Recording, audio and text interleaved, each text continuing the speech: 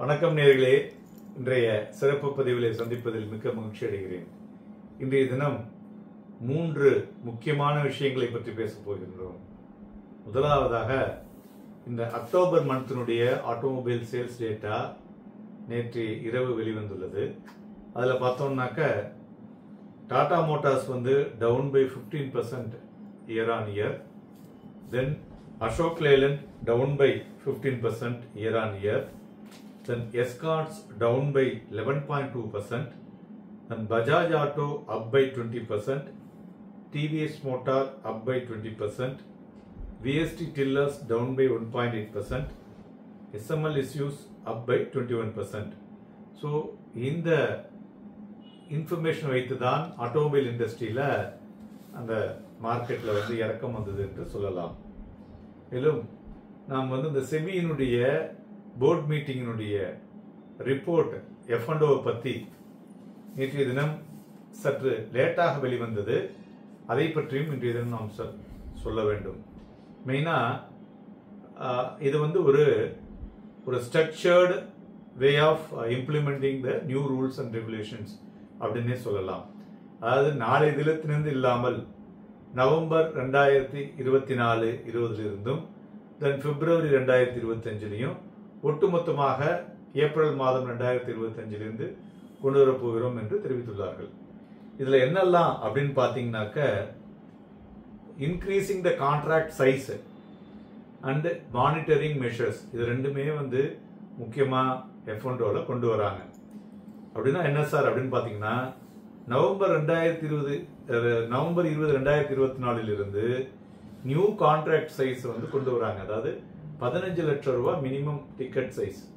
ஏதாவது ஒரு லாட் எடுக்க போனீங்கன்னா அது 15 லட்சத்துக்கு தான் இருக்க வேண்டும். ஸோ அந்த 15 லட்சத்துக்கு அப்படின்னும் போது சில ஷேர்ல பெரிய டிஃபரன்ஸ் வராது. சின்ன ஷேரா இருந்தா குவான்டிட்டி அதிகமாக இருக்கக்கூடும். Okay. Then weekly index derivative products. So அதில் பார்த்தீங்கன்னு வச்சுங்களேன், only one benchmark index அதுதான் இருக்கணும் அப்படிங்கிற மாதிரி சொல்லியிருக்காங்க.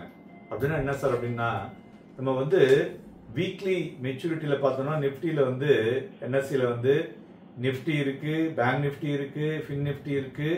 இது மாதிரி 4 ப்ராடக்ட் வச்சிருக்கோம். அது மாதிரி சென்செக்ஸ்ல பார்த்தா 2 ப்ராடக்ட் இருக்கு. இப்போ என்ன பண்ணிட்டாங்க, ஏதாவது ஒரு ப்ராடக்ட் தான் வச்சுக்கலாம். எதர் நிப்டி 50 அண்ட் அங்க சென்செக்ஸ்ல சென்செக்ஸ் பிஎஸ்சியில இது 2 தான் வச்சுக்கலாம் அப்படிங்கிற மாதிரி சொல்லியிருக்காங்க. இது எதுக்காக கொண்டு வந்திருக்காங்க அப்படின்னு பாத்தீங்கன்னாக்க, இந்த ஒன்லி ஒன் பெஞ்ச்மார்க் இண்டெக்ஸ் இது வீக்லி எக்ஸ்பைரியில to reduce excessive trading activity அப்படிங்கிற மாதிரியான விஷயத்தை சொல்லியிருக்காங்க. ஸோ அது மாதிரி லாஸ்ட் டே இன்னைக்கு அடிஷனல் 2% எக்ஸ்ட்ரீம் லாஸ் மார்ஜினும் கலெக்ட் பண்ண போறாங்க. ஸோ அதனால ரீட்டைல் இன்வெஸ்டர்ஸ் பொறுத்தவரை, அதுவும் இந்த ஃபின்டெக் கம்பெனிலாம் என்ன ஆச்சுன்னு பாத்தீங்கன்னா, இது மெயினா இந்த விஷயத்தை நான் இப்ப ஏன் பேசிக்கொண்டிருக்கிறேன் என்று பார்த்தோமே ஆனால், யங்ஸ்டர்ஸ், யங் பிளட் நண்பர்களே, நீங்கள் வயதுல குறைவாக இருக்கலாம். ஆனால் இந்த F&Oங்கிற ஒரு ப்ராடக்ட் அதாவது நீங்க டிசிப்ளின்டா பண்ணீங்கன்னா எந்த விதத்திலையும் உங்களுக்கு பெரிய எஃபெக்ட் ஆகாது. நீங்க அதுல அடிக்ட் ஆகிட்டீங்கன்னா யார் வந்தாலும் தடுக்க முடியாது. ஸோ அதனால இந்த derivative products it is not for you அப்படின்னு முதல்ல தெரிஞ்சுங்க. அந்த காலத்துல 1980s 85 பாத்தீங்கன்னா, பீப்புள் முதல்ல பங்கு சந்தையில IPO முதலீடு செய்வாங்க. அதை வாங்கி வச்சுட்டு ஒரு 5-6 வருஷம் கழிச்சு தான் அதை விற்கிறதோ இல்ல திருப்பி அதில் ஃபர்தரா வாங்குவதோ அப்படிங்கிறத டிசைட் பண்ணுவாங்க. ஸோ ஒரு 10-15 வருஷம் சந்தைகளை நன்கு தெரிஞ்சு கொண்டு அதுக்கப்புறம் தான் டே ட்ரேடிங்ல இறங்கினாங்க. ஆனா இன்னைக்கு என்ன பண்றாங்க, இந்த மெட்டா மற்றும் கூகுள் இதுல வரக்கூடிய விஷயங்களை எல்லாம் சர்ச் பண்ணிட்டு உடனே என்ன பண்றாங்க, சந்தைகள் இன்ட்ராடேல ட்ரேட் பண்றாங்க.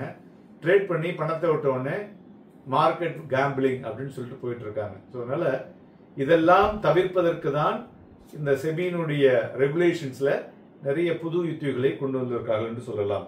அதே மாதிரி இந்த கேலண்டர் ஸ்ப்ரெட் அப்படின்னு இருந்ததை கம்ப்ளீட்டா தூக்குறாங்க. அது கடைசி நாள் அன்னைக்கு பண்ணவே முடியாது. அப்புறம் ஏப்ரல் 1 2025 இருந்து இன்ட்ராடே மானிட்டரிங் பொசிஷன் லிமிட் அதையும் கொண்டு வருகிறார்கள். ஸோ அதனால படிப்படியாக புது விஷயங்களை F&Oல கொண்டு வருவதனால் F&Oல நடக்கக்கூடிய வால்யூம் புரோக்கர்களுக்கு அடிபடக்கூடிய வாய்ப்புகள் மிகவும் அதிகமாக இருக்கும். அதனால ஷிஃப்ட் எதுக்கு மாறும் அப்படின்னு பாத்தீங்கன்னாக்க டெலிவரி பேஸ்டு ஆக்டிவிட்டிக்கு மாறும். கேஷ் மார்க்கெட்டுக்கு ஷிஃப்ட் மாறக்கூடிய வாய்ப்புகள் அதிகம் தெரிகிறது. மேலும் முதல்ல கேஷ் மார்க்கெட்ல நன்கு புரிந்து கொண்டு அதுல வியாபாரம் பண்ணின பிறகு F&O செல்வது நல்லது.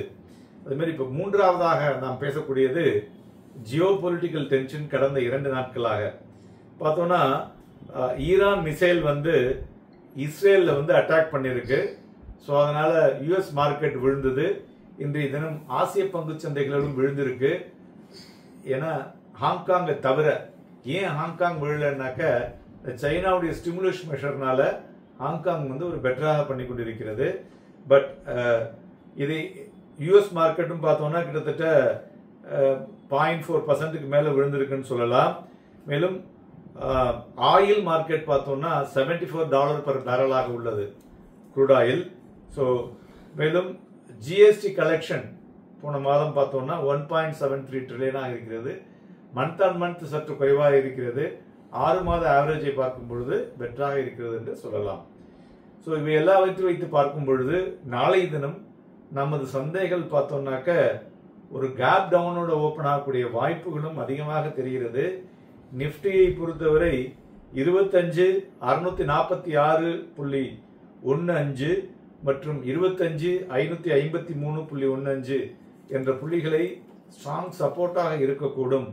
மேலும் 25,889.90 என்ற புள்ளிகளுக்கு மேலே சென்றால்தான் ஷார்ட் கவரிங் சந்தைகள்ல ஒரு விறுவிறுப்பாக ஒரு அப் ட்ரெண்டுக்கு செல்லக்கூடிய வாய்ப்புகள் இருக்கும்.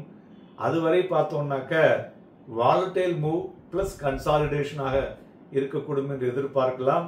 அதனால இது மாதிரி நிறைய இந்த Jio political tension, the new input about the market, இவை எல்லாம் சந்தைகள்ல ஒரு அழுத்தத்தை கொடுக்கக்கூடும். அதனால வித்து வாங்குவதற்கு ஏதுவாக இருக்கக்கூடும். Happy and profitable day.